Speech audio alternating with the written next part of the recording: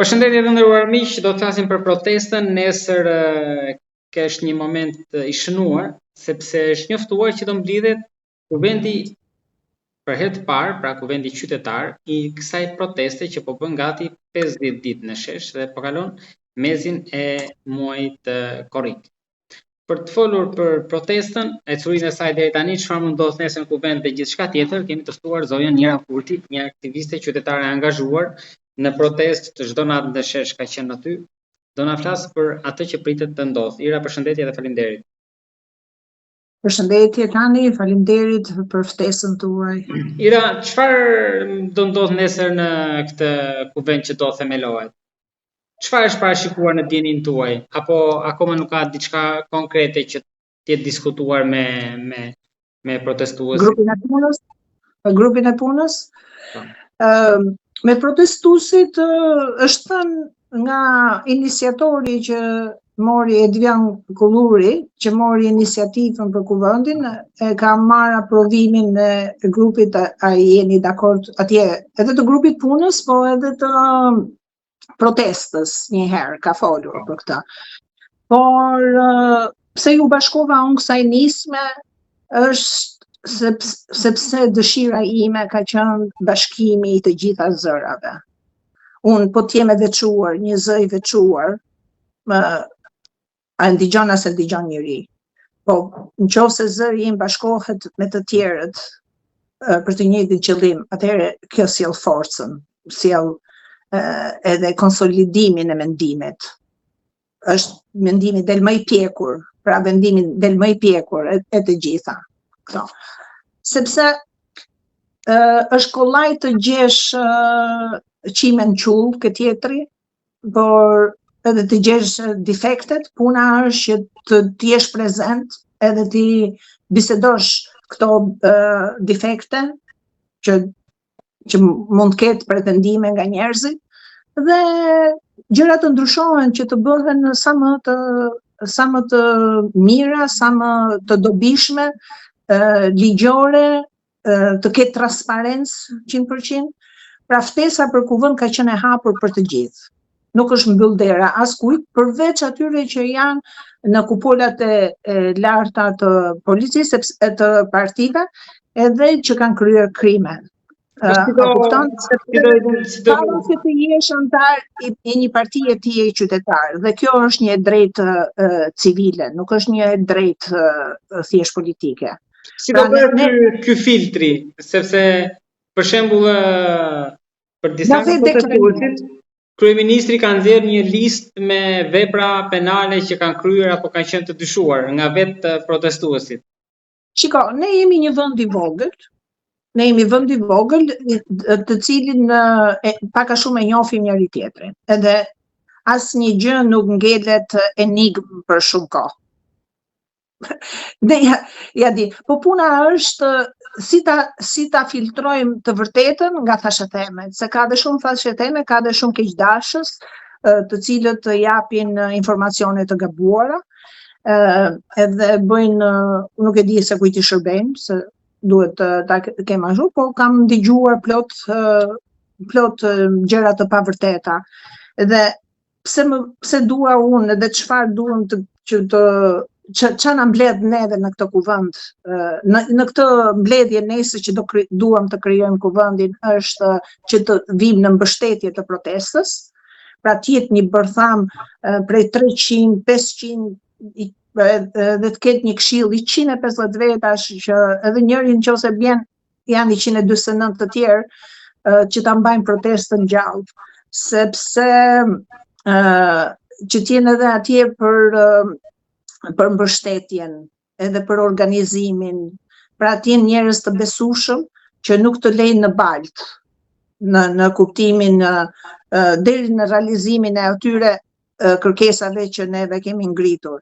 Sepse neve na mbledh një ideal, mbrojtja e sovranitetit njerëzor dhe mbrojtja e sovranitetit territorial. Të dyja këto na janë shkelur. Të dyja këto të drejta kushtetuese neve na janë shkelur. Dhe prandaj këto nuk mund t'i zgjidhë thjesht protesta duke dalë dhe bërtite duke fol ke mikrofoni, këtë duhet ta zgjidhi një bashkim zërash, një organizim I tillë siç është Kuvendi. Paktën ky është besimi im deri tani. Shohim si do vijojë. E keni me ata mendimin ambicia pra e protestës për qeverinë teknike apo është sfumuar? Jo, neve, shiko, këto do jenë vendime, këto janë hedhur ide individuale. Njëri ka thënë ne të bëjmë qeverinë teknike, tjetri ka thënë jo ne ta aprovojmë qeverinë. Me fjalë këto janë idera individuale. Asnjë nuk ka folur deri tani në emër të Kuvendit, sepse Kuvendi nuk është krijuar akoma. Pra, neve deri tani kemi folur, kemi dhënë mendimet tona individuale, secili vetat çka ka thënë. Se unë nuk mund të jem përgjegjëse për çfarë flet çdo person, po Politika kryesore, do të thënë, për kolonat ju keni qenë dakord gjithë, pastaj secili shpreh hallet dhe problemet e tij. Jo, secili, aty ke grupi I punës për shembull që dëgjoj unë nga bisedat që kemi pasur, nga mbledhjet që kemi zhvilluar, asnjë nuk sjell aty hallet e veta personale. Ne këtu jemi për interesat kombëtare. Jo, e kisha fjalën për në shtet, që gjatë kohës që çdo natë që flasin persona që marrin mikrofon. Ke protesta ka pas edhe zëra që kanë folur vetëm për hallin personal, po unë aty si hir nuk jam për hallin tim personal, se s'kam asnjë hall personal. Edhe unë një fëmijë kam, ajo është master e shkencës në aerospace engineering, në inxhinierin kozmike, që ka 9 satelita në space, është e martuar jashtë me të huaj, që është e vërteta, edhe nuk është se kam në interes që dua ta fuz vajzën punë siç pretendon që mund pretendoj në një, ose mund të fuz veten punë sepse edhe unë kam dalë pension, kështu që nuk kam asnjë lloj interesi personal përveç se ta shikoj Shqipërinë të vënë mbi Shqinë. Dukeni mjaft e re dhe jeni shumë aktive. Në çdo protestë ju do jeni aty. Po, faleminderit për komplimentin. Në fakt, e ndjej vetëm pak të lodhur, por megjithatë, edhe kur ka qenë me 2 orë gjumë, energjia ka qenë maksimum, me sa kam thënë që kjo është një shenjë nga krijuesi që të na japi këtë energji ta përballojmë për ditë edhe me pak orë gjumë. Për ta mbyllur diskutimin për Kuvendin që do mblidhet nesër, prisni pra që të formalizohet ky kuvend me 150 dhe 300 antarë. Jo, kanë me lajmi fundit që ishte janë mbi 600 veta që kanë plotësuar formularin. A kanë fjalën që do zgjidhen 150-300. Po, pa frikë, edhe tash nëse për shembull nga një qytet apo nga një fshat apo ashtu janë 10 veta, ato duhet të nxjerrin përfaqësuesit e tyre, secili për shembull 2-3 përfaqësues të tyre, që të bëhet një numër më I kufizuar për Kuvendin, se s'mund të jenë që të gjithë pjesëtar të Kuvendit. A kupton, kjo duhet të bëhet pra të përcaktohen ato përfaqësuesit e asamblesë dhe asambleja pastaj do zgjedhë dhe këshillin. Kjo është ideja. Do keni kryetar ky kuvend, një drejtues? Neve nuk kemi kryetar, është një grup pune që ka punu për këtë ashtu, edhe nuk kemi për të zgjedhur kryetar. Kjo do jetë me bord, sepse ne jemi lodh nga kryetarët dhe që për atë po them, do jenë 150 veta që do jenë ke këshilli I këtij kuvendi. Edhe ideja ka lindur nga tradita jonë, adetare. Gjithashtu, neve nuk bëjmë përjashtim as për shqiptarët që janë në diasporë, për ato mund të plotësojnë formularin dhe do ju jepet linku nesër ku mund ta ndjekin direkt këto punimet e kuvendit që filloj nesër në orën 12 të drekës. Po, hapi dytë pas kuvendit, pastaj është qeveria teknike. Jo, hapi parë, se pas kuvendit neve akoma nuk kemi rrëzuar Edi Ramën. Duhet bjeri kjo qeveri, Po ky është kuvendi ka këtë ne kërkojmë sovranitetin. Ç'a do të thotë kjo? Ne na jep të drejtën kushtetuta që se sovraniteti buron nga populli. Dhe ne mund të vetë përfaqësohemi. Kjo është e drejta që na ka dhënë kushtetuta. Tashi se si ç'a vendimesh do merren në këtë kuvend, unë nuk mund ta parashikoj. Do doja shumë mirë që të dilej me një peticion i cili do kishte kërkesa të qarta, transparente për një Shqipëri të ardhme.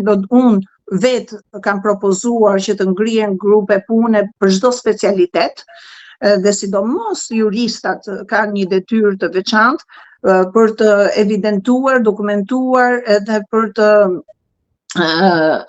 argumentuar ligjërisht, juridikisht shkeljet kushtetuese që na kanë bërë këto pushtetar të cilëve neve i kishim besuar që do na kishin ndërtuar një shtet të së drejtës, ku të gjithë ishin barabartë para ligjit, ku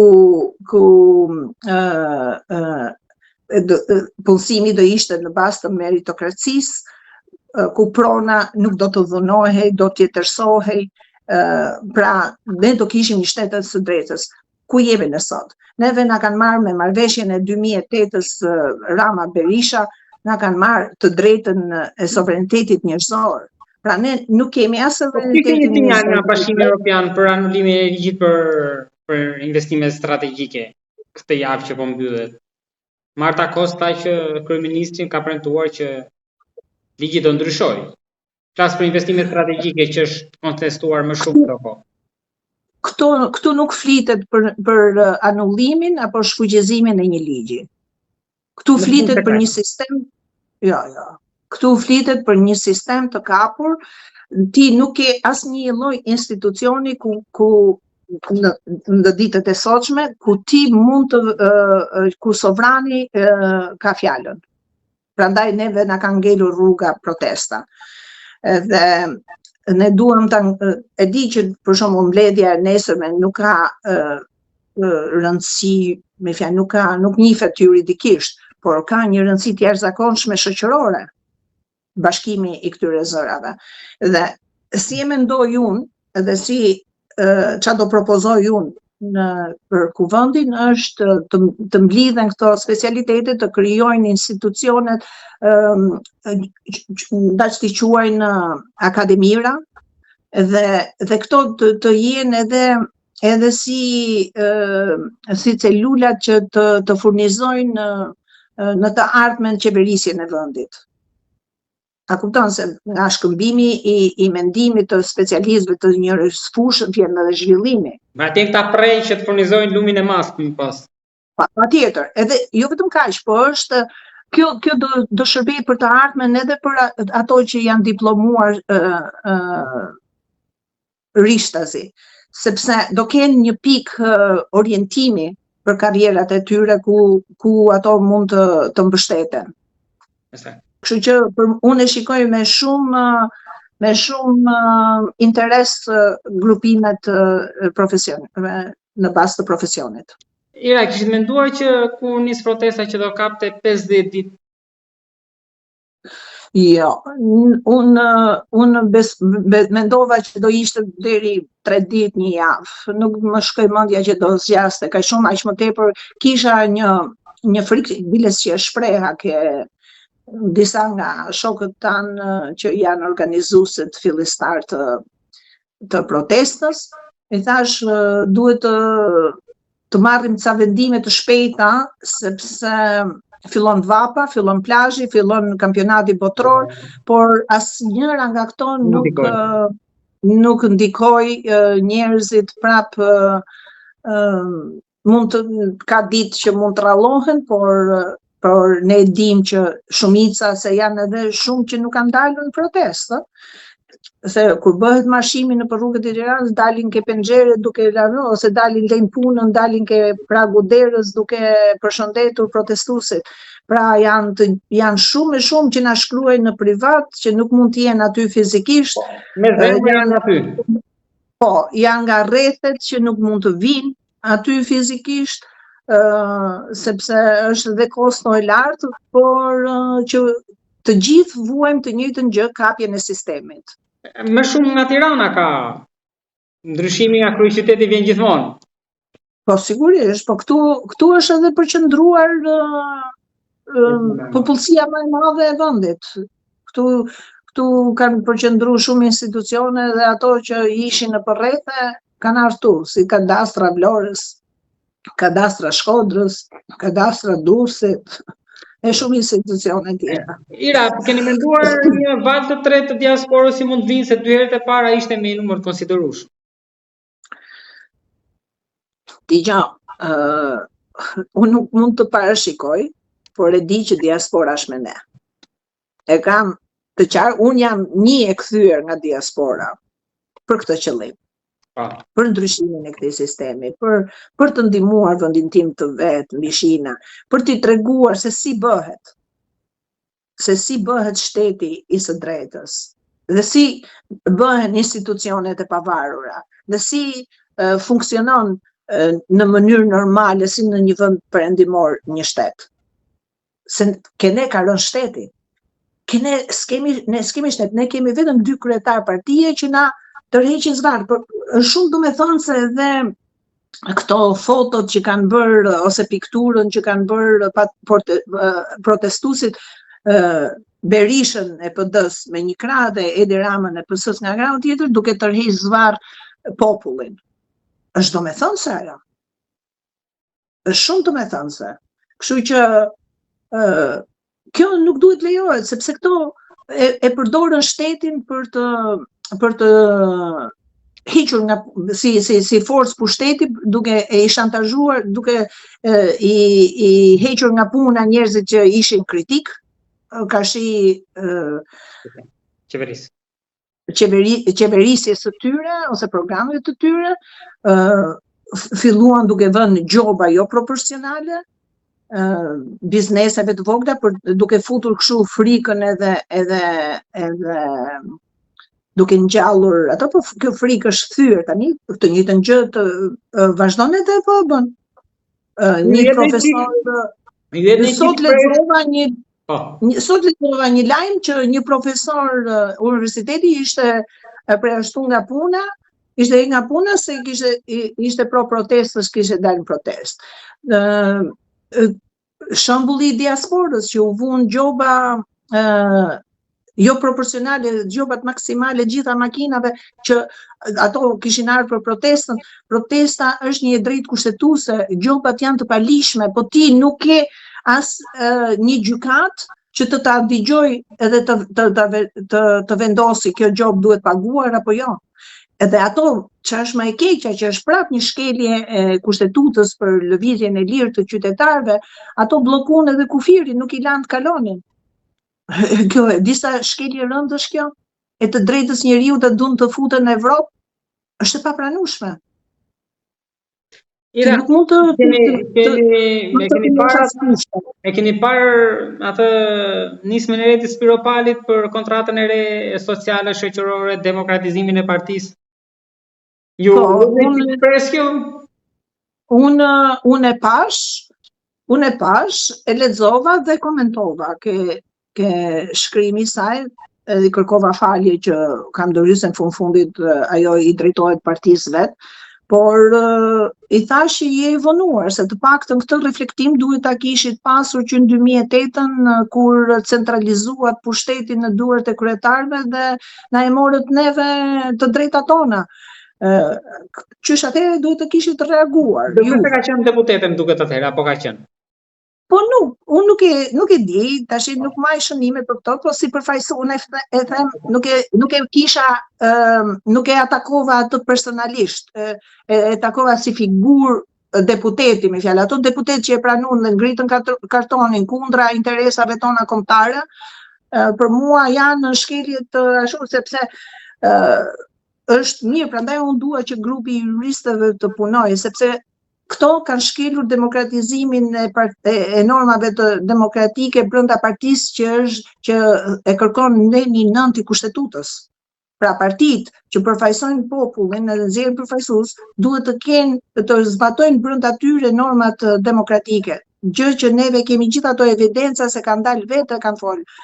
Shkrimi i listës ishte një nga ata, që partia saj ka shkel nenin nën të kushtetutës. Po kjo Vokshi pati dalë, Albana Vokshi e PD-s, ai tjetri dolën dhe thanë që atëherë kishin manipulu votat për Lulzim Bashën. Por kjo është direkt shkelje e nenit nënt të kushtetutës. Pra, këto i thojnë verësie, po nuk e mbajnë në emrat, po kishte nga atyre që e pohuan, po kishte që e pohuan këtë që për Lulin i manipuluan votat brenda partisë. Po jo vetëm ato, po kishte dalë kjo Iliriana Kërçana dje që prap thonte mulizimi i PD-s. Edhe ajo nuk kishte pas boshtin kurrizor që t'i dilte dhe Berishës, sepse protestuesit kërkojnë Berishën, ai është në krye, po u kap me mulin.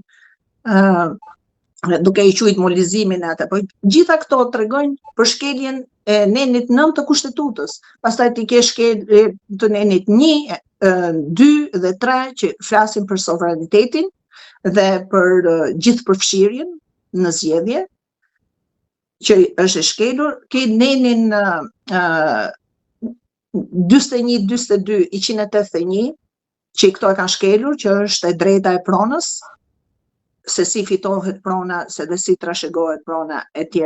Dhe me nenin 181 si do ta rregullonin këtë mbi pronën. Pra, ti ke, sepse këto bën ligjin 7501, që edhe ajo është në shkelje të kushtetutës. Kështu që, prandaj po them që këtu është unë nuk jam juriste edhe kam evidentuar gjithë ato materiale kur të dy këto parti qeveri, kur kanë qenë në qeveri, kanë shkelur kushtetutën. Mos të përmend ligjet të tjera që i kanë aprovuar vetë, i kanë shkelur vetë dhe pastaj ose i kanë ndryshuar me një VKM. Si mund të dalë VKM janë kundërshtim me ligjin për shembull? Janë absurditete që vetëm këtu kanë ndodhur. Apo kur bëjnë akte normative, apo kur bëjnë akte procedurale që kërkojnë dokumentacione që nuk ekzistojnë, për shembull. Ka plot mangësi në qeverisjen e këtyre dy partive. Këto kanë dështuar të bëjnë shtetin e së drejtës dhe kjo identikën dhe tani sovrani po e merr të drejtat e veta, po e merr vetë në dorë që të bëj që ta bëj shtetin e së drejtës. Mjafton që nga të gjitha ato që ju përmendet më lart 7501 që sa vrasje ka sjellë në Shqipëri është më shumë se kufta dy botërore. Ira, të lutem për ta mbyllur, më thoni diçka, keni më ambicien për kryeministre për drejtuar qeverinë, se nga biseda e fundit ka pasur mjaft komente për atë deklaratë tuaja. Po kanë qenë komente pozitive apo negative? Pozitive. Si ke pa? Pozitive. Diqë, unë e para punës tim ke hap një telash të madh mua me grupin iniciatorë të protestës me titullin që kishe vënë, që unë gruaja e parë kryeministre e vendit, se unë se thash kurrë atë, ju e thatë ju dhe e vut atë si titull, dhe ato më thanë mua që ke vetë shpallë. Ambicia e qëtronta, apo jo? Jo, ta korrigjojmë pak. Sepse ka ndryshim të madh kur dikush vetë shpallet kryeministre e vendit, edhe ato nuk kanë pas kohë ta ndigjonin intervistën time, janë mjaftuar me titrat dhe më kishin paragjykuar në bazë të titrave. Ndërsa kur ja shpjegova se çka kam thënë unë dhe ndigjonin intervistën, atëherë ndryshuan mendje, por nëse shokët e mi e vun dyshim me fjalë atë, unë kam thënë kështu, që unë po kandidoj se e ndjej që e bëj këtë detyrë. Dhe si unë të dalin 10, 100, 1000 dhe t'i zgjedhë populli. Kush tjetë më jaftë, se në di që ka më të aftë se unë, por unë duhet të thyej këtë kultin e individit që këto pra që nga është i pazëvendësueshëm, ai tjetri që ka i pazëvendësueshëm në këtë prizëm e them. Sepse shumica mendojnë që, okay, po ikën këta kush do vi. Po, pikërisht për këtë gjë. Pikërisht për këtë gjë e thash atë gjë dhe jo se shoh në një gjë dhe unë do doja që një kryeministre e ardhshme të ishte femër. Jo vetë unë, po dikush që të kishte atributet e mia, që të kishte forcën time, guximin tim, dijet, të kishte shpirtin shqiptar, të kishte ndjenjen e nënës për bashkimin, sepse unë kam unë i dua të gjithë këto rryma dhe grupime i dua t'i shoh bashkë edhe në harmoni, sepse fjalën di pse e kanë ndryshu Gadishulli ton fjalën nga Gadishulli lirik në Ballkan? Balkanizing është akoma në anglisht përdoret dhe kur ka në një sherr për shembull në një ndërmarrje në Amerikë apo në North America, në Amerikën e Veriut, thonë don't balkanize us. Mos na përçaje sundot, do të thotë. Përçaje sundot. Pra këtu Gadishulli jon është përdorur shumë kjo përçaje sundot duke shpifur, duke bërë thashë theme, duke ashtu, kështu që edhe që ti sundonin. Se kështu e kanë se kemi qenë shumë të fuqishëm në një herë një kohë. Edhe unë tashi si nën, si grua shqiptare, si nën shqiptare, dua që mos të bim viktim e thashë themeve, të shikojmë qimen ke tjetri, mos shikojmë traun ke vetja, por të kemi dashamirësinë, të shohim talentin ke tjetri, të bashkojmë këto talente dhe këto zëra dhe të bëjmë më të mirën për Shqipërinë. Gjermania mas luftës së dytë botërore ishte shkatruar komplet. Dhe ç'a bën gjermanët? U bashkuan me një frym edhe e bën atë Gjermani që është më e fuqishmja, shteti më i fuqishëm i Evropës sot. Pra, këtë gjë kërkoj edhe unë, që Shqipërinë ta bëjnë shqiptarët me zemër, me dije dhe me transparencë. Ira, faleminderit shumë për bisedën, shpresoj të do ndjojmë sërish në ditën vazhdim për të parë edhe ecurinë e kuvendit, sigurisht të protestës, zhvillime që do vinë, ju jeni një zë mjaft aktiv, edhe besoj që në bisedat e ardhshme do të diskutojmë edhe ato që sot mund kemi lënë. Jam mirënjohës shumë. Faleminderit tani dhe unë me dëshirë dhe me shumë entuziazëm do vija të tregoja për qa po ndodh me kuvendin edhe a do doj populli që unë t'ju dal në ball apo jo. Se shumë, shqipe qa më kanë barë për mua. Më vjen një poet i frymzuar nga protesta dhe më dhuron këtë, më dedikon. Ishte deputeti dua t'i përshëndes, ka ardhur tjetri që është frymzuar nga fjala ime ke protesta për sistemin e ri, për Shqipërinë e re, me mentalitetin e ri, edhe ka bërë një volum me poema, edhe që kërkon pa luftë, pa urrëtie, pa viruse, pa armë, sistemi i ri, nga Rauf Mukaj. Dhe këto njerëz, unë nuk i njihja përpara, por ato janë frymzuar nga lëvizja, nga protesta, nga qa shkruajnë dhe qa qëndrimesh mbajnë, dhe erdhën të na dhurojnë në librat e tyre. Ira, faleminderit shumë. Secili kontribon ku ka talentin e vet. Unë talenti im është ke përbashkimi, ti shoh njerëzit bashkë. Jeni kthyer sikur e thatë edhe në një frymzim. Falenderoj shumë. Faleminderit shumë.